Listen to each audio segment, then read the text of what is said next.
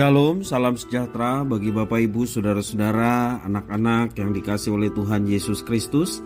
Jumpa kembali bersama saya Pendeta Eka di dalam renungan firman Tuhan pada hari ini, Senin 11 Juli 2022. Sukacita dan damai sejahtera dari Tuhan kiranya menyertai hidup kita sekalian. Puji nama Tuhan.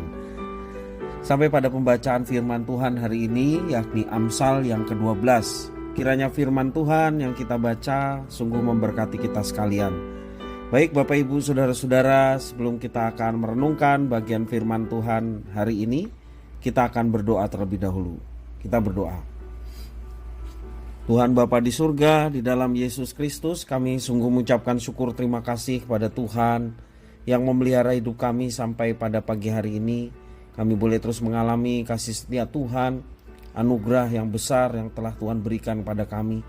Dan biarlah hidup kami selalu mengingat akan semua yang Tuhan nyatakan, sehingga kami selalu ingin berusaha membalas setiap kebaikan Tuhan dengan hidup dalam ketaatan firman Tuhan, hidup menyenangkan hatimu. Karena itulah cara kami memuliakan Tuhan.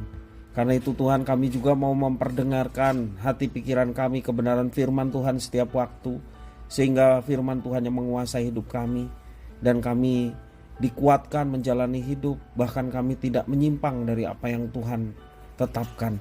Terima kasih Tuhan. Inilah doa ucapan syukur kami. Demi nama Tuhan Yesus kami berdoa dan bersyukur. Haleluya. Amin. Saya membaca dalam Amsal pasal 12 ayat 1 sampai 14. Demikian firman Tuhan. Siapa mencintai didikan, mencintai pengetahuan. Tetapi siapa membenci teguran adalah dungu. Orang bijak dikenan Tuhan, tetapi si penipu dihukumnya. Orang tidak akan tetap tegak karena kefasikan, tetapi akar orang benar tidak akan goncang. Istri yang cakap adalah mahkota suaminya, tetapi yang membuat malu adalah seperti penyakit yang membusukkan tulang suaminya. Rancangan orang benar adalah adil, tujuan orang fasik memperdaya. Perkataan orang fasik menghadang darah, tetapi mulut orang jujur menyelamatkan orang. Orang fasik dijatuhkan sehingga mereka tidak ada lagi, tetapi rumah orang benar berdiri tetap. Setiap orang dipuji seimbang dengan akal budinya, tetapi orang yang serong hatinya akan dihina. Lebih baik menjadi orang kecil, tetapi bekerja untuk diri sendiri, daripada berlagak orang besar tetapi kekurangan makan.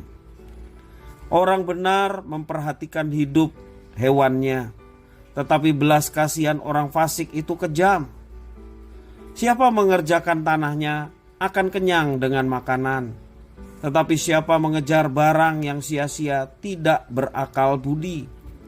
Orang fasik mengingini jala orang jahat, tetapi akar orang benar mendatangkan hasil. Orang jahat terjerat oleh pelanggaran bibirnya, tetapi orang benar dapat keluar dari kesukaran. Setiap orang dikenyangkan dengan kebaikan oleh karena buah perkataan, dan orang mendapat balasan daripada yang dikerjakan tangannya. Bapak Ibu Saudara-saudara yang dikasihi oleh Tuhan Yesus Kristus, di mana kita dapat menemukan keadilan pada hari ini. Andai pun kita menemukannya, apa ukuran keadilan itu? Mungkin pertanyaan ini sering terdengar dalam hidup kita saat bermasyarakat. Pertanyaan tersebut cukup tepat diajukan ketika keadilan di dunia ini sudah kehilangan pedoman dan arah tujuannya. Amsal dikenal sebagai pribadi jujur dan lugas dalam mengungkap realita seperti yang sudah kita baca beberapa Amsal yang lalu. Tetapi kejujuran ini dimaksudkan untuk mengajar kita menjadi pribadi yang bijaksana. Salah satu syarat bagi mereka yang mau belajar adalah siap untuk menerima koreksi atau kritikan. Tetapi didikan sebenarnya berbicara tentang disiplin. Dalam pendidikan karakter dan kepribadian, kita membutuhkan disiplin yang ketat agar kita menjadi orang yang berhikmat dan bijaksana. Selain itu, ada kata dungu di dalam ayat yang pertama tidak mengandung arti penghinaan, seperti yang kita sering dengar dari tokoh yang terkenal di Indonesia, seringkali mengatakan orang lain dungu. Kata dungu di dalam ayat yang pertama tidak mengandung arti hinaan, tetapi lebih sebagai istilah yang menunjuk pada sikap dan perilaku seseorang. Terjemahan lain menggunakan kata bebal.